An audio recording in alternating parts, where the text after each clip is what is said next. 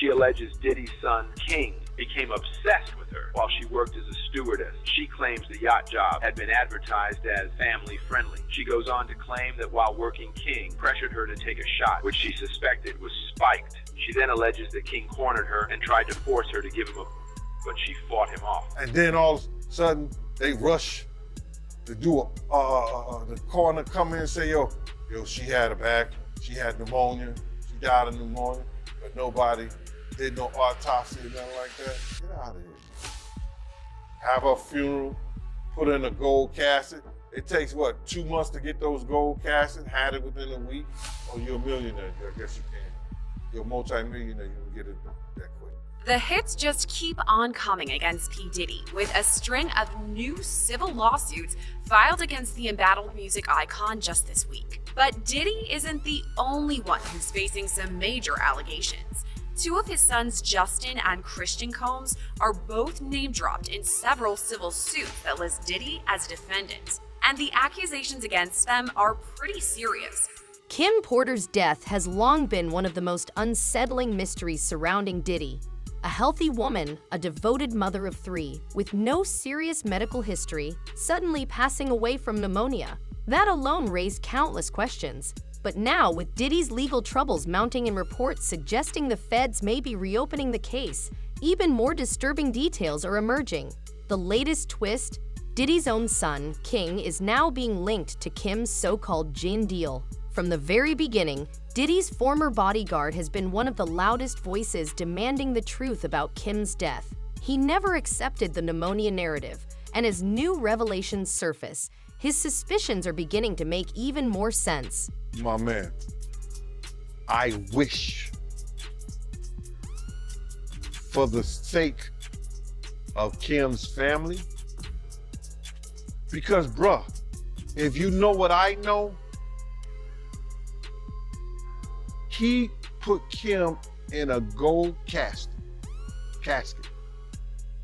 then has security, 24-hour security at the funeral home, so nobody would go in there and touch the casket or take Kim out of there. I think that they should reopen our case and have an independent pathologist look at everything about her so she can rest in peace. So, I know people, paperwork, and this other young lady on the internet, they are spearheading the reopening of Kim's case. And I hope they do. How you feel about that personally? What do you think happened to Kim Porter? Well, personally? Yeah. I just can't believe there's somebody that had the normal flu, that had doctors on speed dial, that they had enough money that they could get the half of the hospital to come to the house and take care of her. That she died of just pneumonia like that. And if you get that point where you can't breathe, and if you know you ever had a cold so bad, I had COVID and I couldn't breathe, but I still made it to the hospital on my own. I can't believe that she stayed in that house, laid in that house, and died like they said she died. So my personal opinion is that somebody needs to reopen that case, and there needs to be a person that can do an independent autopsy to tell us the truth about what really happened to Kim Porter. What did you see him do with Kim Porter? I seen him inside the car, grab her up. I seen him smack her, you know.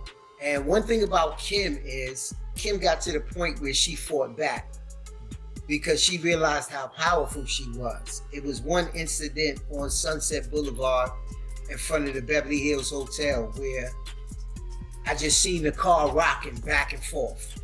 You know, of course he put everybody out the car, but I seen the car shaking, so I opened the door. I said, what are you doing? You know, what are you doing?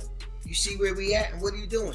And Kim got out the car like nothing happened. And she fixed her hair and she told him, she said, I want to see you explain to the media that scratch I'm gonna put across your face if you put your hands on me again. And that was Kim's attitude. Kim's attitude was she realized that what he had to explain meant more to him than anything. And once she realized she had that power, she said, nah, not no more. Because you're gonna have to explain why you all marked up.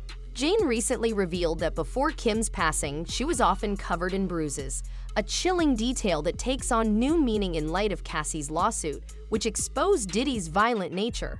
Suddenly, those bruises aren't so easy to dismiss. We all saw the CNN footage, but here's where things get even darker.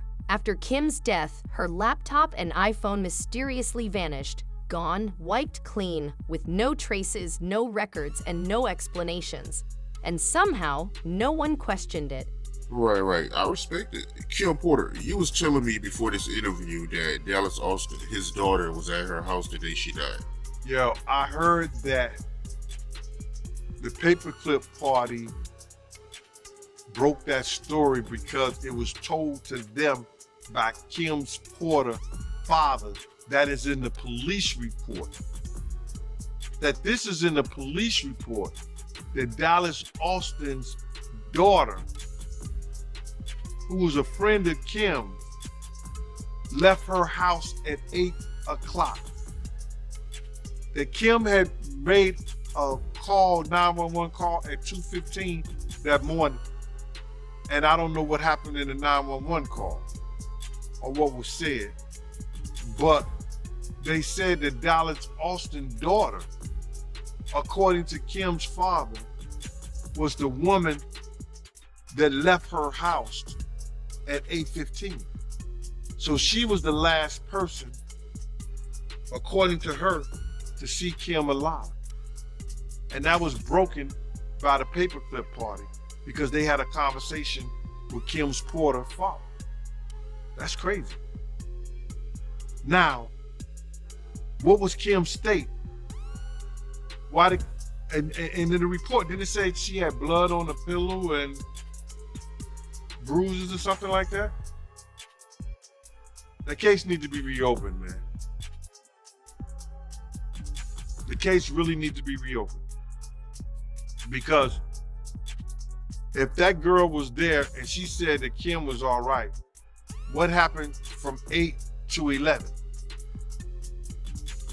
And why did all Kim's stuff come up missing? I ain't know any of that, man. I never heard of that. So when they found her, she had bruises and a lot of her stuff was missing? Bro, it's a lot of suspect things going on. First and foremost, in our day and time, other than a house key, a woman gonna keep her phone, and you know, she got a lot of different purses, but everybody always grab their phone. Why come right till today, right now, nobody knows what Kim Porter's phone is? And they know they had iPhone. Why have nobody went to the cloud and got the text messages and the things off her phone? Because everything that came in that phone is text, and you know your iPhone find my phone. Nobody tried to find the phone? I would love for her son, who has all the rights, to go to and get all the stuff out the clouds. Her last text, who she calling, who she spoke to, who called her,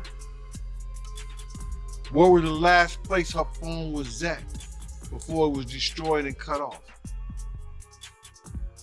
It would tell you that too. You personally, what do you think happened to Kim Porter?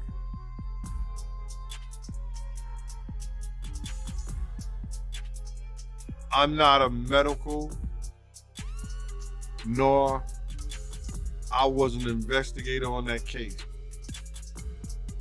I don't believe that an individual with her, I want to say, financial status would lay up in the house and die of pneumonia without a doctor or some kind of medical person responsible. So I think it may have been some, I guess, foul play. But we need to get what the fire department, what the coroners, what the pathologists, and everybody, you know, say. So you feel like she was? I feel that it was some foul play in her death. A lot of foul play. Diddy's manipulation was so calculated that he managed to bury the most damning details that should have set off alarm bells from the very beginning. Before Kim's sudden and suspicious death, she and Diddy allegedly had a violent altercation, leaving her covered in bruises. Meanwhile, he was later seen with a bandaged wrist, hinting at something far more disturbing lurking beneath the surface. Better look at this photo, right? Check out this photo of Diddy with a medical wrapper on his wrist. What's this after the fight he had with Kim Porter? Yeah, that's the same time, man. Same hand, right hand. If you look at it, it's on his right wrist, right up in there. Kim hit like, it almost severed the artery. He was bleeding like crazy. And that's the reason, and that's when that opioid crisis came out. That's the reason I knew that shit was serious, because that's what got Puff hooked on drugs. Wow, yeah, I got this from a photographer. He said that he took this in 1996 at a 112 video shoot. But for the people that don't know the story, right, let the people know what led to, Kim Porter slashing Puffy wrist with a car strap. Right. Well, I was off that weekend because I usually have Puff on Fridays, Saturdays, and Sundays. Friday after work, Saturdays and Sundays. He was staying with Kim the whole weekend, so he said he wasn't going out. He wasn't going to do anything. So I said, cool. He told me I was off. So now I get a call. It's on a Saturday. And it's from Kirk Burroughs and Paul. They're like, yo, Gene, Puff is by himself over at St. Luke's Hospital. I was like, yo, what happened? They say, yo, Gene, you gotta get over there because ain't nobody, nobody there with him. Blase this, that, and the third. So I rush over to St. Luke's Hospital. I see Kim, they in the emergency room. Flash my badge, I go up in there, I ask them what room we in, they let me know. So boom. I see Kim. She's in distress.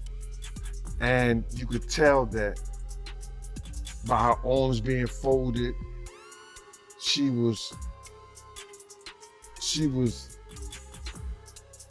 like, if I'm describing it, she was in distress herself, whereas that she could have been in pain, she could have been hurting, because I did see a bruise on her face, and I seen bruises on her arm. I seen bruises on her arm and on her hand. And then Puff was sitting in the chair, and with the thing wrapped around his arm, telling Kim that this is how I make my living. You could what you call my living. You could mess up my whole living. He was trying to make her feel bad. So I was like, what the F is happening? So I'm just listening to the dialogue between them two. And he's sitting up there blaming her, And then she was like, yo, I told you to stop. And then she wouldn't say it. She said, I told you to stop. You wouldn't stop. So then the nurses came in there. He had to have, some kind of surgery and everything like that. And that was it. It was from them fighting. Kim said, because I asked her, Kim said that he wouldn't stop hitting me, and I grabbed the corkscrew and made a mistake and caught him on the wrist. It's a hell of a mistake, Kim. So that's what happened. Wow, and you said that's what got him hooked on drugs? That's what got him hooked. He couldn't get off those pills. Man, he used to meet this little white guy that he would give Puff a bottle of pills like this. Like once, like every 3 to 5 days, you know what I'm saying? Every 3 to 5 days, they would have a pill bottle like this for $1,500. And this little white kid, whatever Puff called him, he was down with him. I don't know where he was getting them from. Maybe his father, he worked at a pharmacy, his father was a doctor or whatever. But this was way before that crisis came in. These was, what they call them? Not Tylenol or codeine, but these were straight, I think codeine or opioids or something like. While there's no direct proof linking Diddy's son, King Combs, to Kim's death, the whispers are growing louder. When Diddy was arrested, King stood firmly by his father's side, dismissing every claim about Kim's death as nothing more than a wild conspiracy theory. And Sean Diddy Combs' kids are speaking out for the first time since the music mogul was taken into custody. 4 of his 7 children released a statement on Instagram saying they want to clear up false rumors about their mother. Meanwhile, a new accuser is coming forward. Senior investigative correspondent Aaron Katursky has the latest. The children of Sean Diddy Combs are speaking out for the first time since their father's arrest last week. 4 of Combs' 7 children writing on Instagram, "We have seen so many hurtful and false rumors circulating about our parents, Kim Porter and Sean Combs' relationship, as well as about our mom's tragic passing, that we feel the need to speak out. Claims that our mom wrote a book are simply untrue. She did not. And anyone claiming to have a manuscript is misrepresenting themselves. A 60-page unverified book published earlier this month claimed to be the collection of diaries of Porter, who died at the age of 47 in 2018. The children, who don't mention their father's arrest in the statement, go on to write, "Our mother should be remembered for the beautiful, strong, kind, and loving woman she was. Her memory should not be tainted by horrific conspiracy theories." The message coming as another accuser goes public with allegations against Combs. Talia Graves claims in a civil lawsuit Combs and his bodyguard drugged, bound, and her in 2001 and filmed it.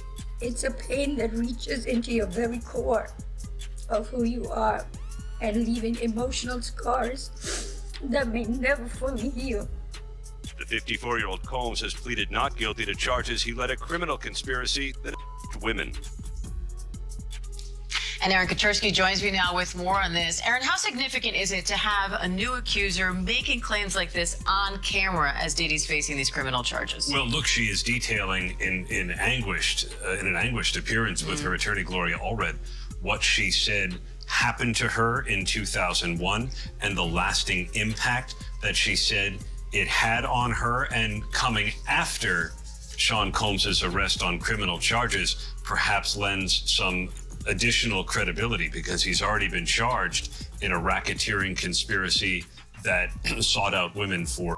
She's also filed a civil suit. Could that affect the criminal case at all? The civil suit is at least the 12th filed against Sean Diddy Combs, and the first one from last November by Cassie Ventura is really what touched off the criminal case that led to Diddy's arrest and subsequent not guilty plea on the 3 criminal counts. Without the civil suit, there are probably not criminal charges against Sean Combs, but all the civil cases are now likely to be paused while the criminal case takes priority.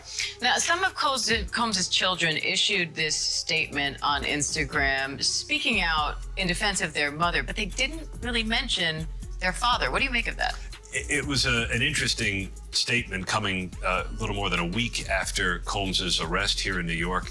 And the children seemed quite protective of Kim Porter's legacy because there's this 60-page unverified manuscript online that claims to be Kim Porter's diary entries or a compilation of some of her thoughts. And the children said that it just isn't true. And they didn't want her and her memory commingled with him and the criminal case that he's now facing. And what's next in that case now? He's back in court in early October. For now, he is being housed in protective custody at a federal jail in Brooklyn. He's in a dormitory-style open housing cell with Sam Bankman-Fried, among others.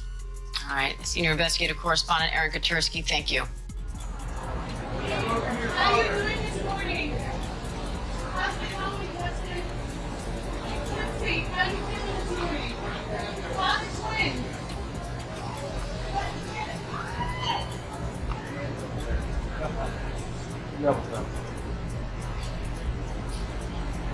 The parallels between King Combs and his father are eerily unsettling. Let's not forget, King was already entangled in a lawsuit following a disturbing incident on a yacht. And now, newly surfaced CNN audio recordings suggest he might be far more dangerous than anyone realized. New audio has surfaced as part of a lawsuit that accuses Christian Combs, Sean Diddy Combs' son, of sexual assault. The music mogul is not accused of sexual assault in the lawsuit, but is included over allegations of liability and aiding and abetting. The lawsuit cites audio from a makeshift recording studio on the yacht where the alleged happened. This is the latest in a series of lawsuits filed against the rap mogul and businessman. Both men, father and son, deny the allegations against them. CNN national correspondent Camila Bernal joining me live with details on this. Camila, what more are you learning? Hey, Fred. So in this audio that CNN has listened to, you can specifically hear the accuser who alleges that she was being forced to take this tequila shot that she believed was laced with drugs. And in the audio, you can hear her asking Christian Combs if she was being drugged, and he answers, "Take the shot." Now, just to put things into perspective, the accuser was a crew member on the yacht. She was a bartender, and she says that shortly after this incident with the shot, she says she was cornered in a room. She says things became aggressive and physical, and then says that Christian Combs forced himself on her, and then says that it wasn't until another employee on the yacht came into this room that she is alleging in this 31-page lawsuit stopped, and she says it only stopped because that person came into the room. Now, I want to read part of what the accuser's attorney is saying right now. What he's saying is, defendant Sean Combs turned what was sold as a wholesome family excursion into a hedonistic environment. It resulted in an unexpected increase in workload for her and for her colleagues, as well as unwanted exposure to unlawful drug use, work, and general chaos. Now, why are they naming Diddy in all of this? And it is partially because he was leasing that yacht. Now, he is not accused of but he is accused in this lawsuit of liability and aiding and abetting because he was the one renting the yacht. Now, his attorney, or actually the attorney for both men, also speaking out and denying these allegations, saying this complaint is filled with manufactured lies and irrelevant facts. We will be filing a motion to dismiss this outrageous claim.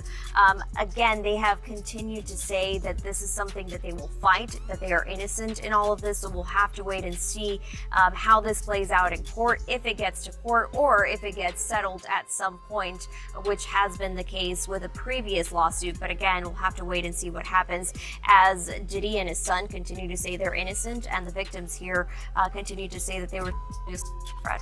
And so while music mogul Combs isn't accused of in the lawsuit, he has been accused of a range of misconduct in other separate lawsuits. How might that play into this? Yeah, as I mentioned, one of the lawsuits was settled, but there are others that are currently pending, right? And so there's a lot of the details that we've learned, and attorneys say that there's audio and video of these alleged crimes, or at least some of the alleged crimes. You're seeing some of those cases there. The one with Cassie was the one that was settled, but there are other ones that we'll still have to wait and see how they play out. And of course, we all saw just last month as Diddy's homes in both Miami and Los Angeles were the target of a federal investigation, and we saw that all play out on video last month. But again, it's important to point out that Diddy continues to say that he is innocent. They said this was a gross overuse of military level force, and they say that he is innocent and will continue to fight to defend his name. Just when it seemed this story couldn't get any darker, Jan Deal dropped a bombshell. Kim's casket was reportedly ordered 2 months before she even passed away. Now ask yourself, who pre-plans a funeral for someone who's perfectly healthy? This isn't just a red flag, it's a crime scene waiting to be uncovered. You heard about Albie Shore increasing his security? You know, I spoke to Al a couple of times, and he texted me a couple of times too. I think knowing the history of them two, if he did increase his security, he have every right to. And I believe that Al knows that Puff has some powerful people, or has some powerful people around him, and some people doing some things for him that could danger his life. His life could be in danger. I don't think nobody would be paying for some security if they didn't think their life was in danger. So I can see Al doing that. I understand why Al is doing that. And I just wish them all the luck. You gotta realize, man, Kim's death wasn't even investigated, bro. Her death wasn't even investigated. And it should have been a proper investigation so all the family members can feel like that there was no foul play in her death. How is it that you know how we are as a people? I don't believe that 10% of your viewers that's watching this don't keep their phone when they go to sleep in arm reach. How is it that there was no electronic products or gadgets around Kim's bed? Her laptop missing, her cell phone's missing. Everything is missing that she could get in touch with her little girls if they not at home, or her friends or family. All that's missing. How is it that, and this is hearsay, that the detectives did not even view the body in the bed where she died at? That the coroner had already removed her, pronounced her dead, and told the detectives that it was no foul play. And if that is true, as I've heard it, and we've read certain things on the internet about it, that case needs to be reopened. We know that Kim, and it's in the this is in the documentation. Shout out the paperwork, at the paperwork part. I gotta shout him out, man, because he looked in the paperwork and it said Kim received a massage for about an hour when she's supposed to have full-blown pneumonia. Who gives somebody a massage when they got pneumonia? And do we know whether she used that baby oil or not for that massage? It makes you say, that's a big one, man. You gotta understand, man, that it's a lot of stuff that has been happening. Now, some people even said that her casket was ordered 2 months before she died. I don't believe that, man. I swear. I'm not no conspiracy theorist or none of that. But I heard, did you hear something like that, man? That her casting, how you order a gold casting 2 months before somebody died, man? If I'm gonna pay, or they gonna get the money up, what is it, to resume her body? If they gonna get the money up to dig her body back up and have a real autopsy done on that, have a real investigation on that, who's it gonna hurt? I've been knowing Al for a long time. So what do you think? Was Kim's death truly an untimely tragedy or a calculated move to silence someone who knew too much? And more importantly, why was her casket ordered months before she passed? Drop your thoughts in the comments below, and if you enjoyed this video, don't forget to hit that subscribe button so you never miss an update. Until next time, fam, keep it real.